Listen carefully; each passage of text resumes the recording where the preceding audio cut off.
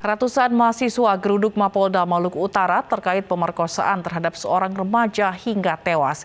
Massa menuntut polisi segera memburu dua pemerkosa yang masih berkeliaran.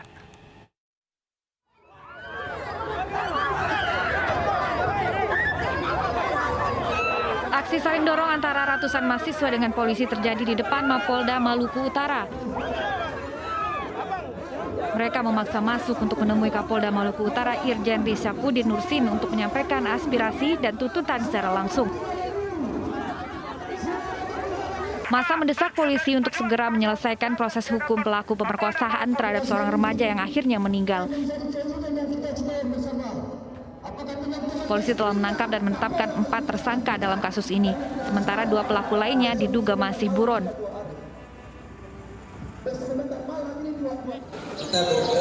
Polres saat ini sedang mendalami 4 tersangka.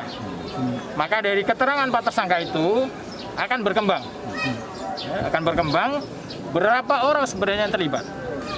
Apakah betul terlibat 6 orang atau terhenti dari 4 orang? Semua harus didukung dengan alat bukti. Sebelumnya, keluarga korban di Kabupaten Halmahera Tengah nyaris ricuh dengan petugas kepolisian. Keluarga korban menuntut hukuman mati 6 pelaku pemerkosa NU perempuan berusia 18 tahun. Korban yang baru lulus SMK ini diduga diperkosa 6 pelaku di salah satu kamar kos di Desa Lelilev, Kecamatan Weda Tengah. Polisi telah menahan 4 pelaku di Polres Halmahera Tengah. Polisi menyebut kasus ini telah sampai ke tahap penyidikan. Tim Liputan iNews melaporkan.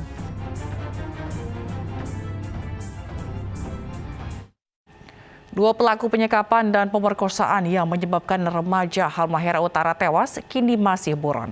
Sedangkan keempat pelaku yang sudah ditangkap berstatus tersangka.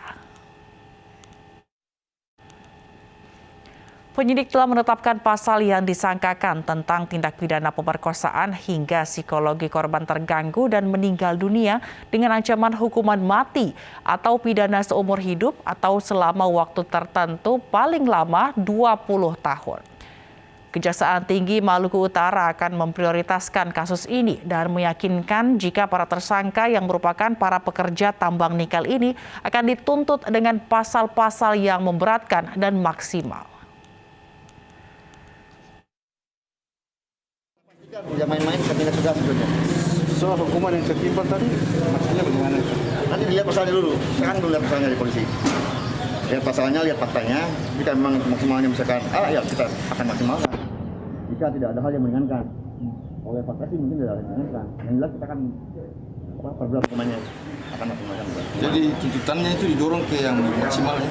Ya, yang pasti kita harus lihat dulu pasal-pasal yang diserahkan oleh polisi. Lihat fakta-fakta, apakah kita akan ngasih yang lain.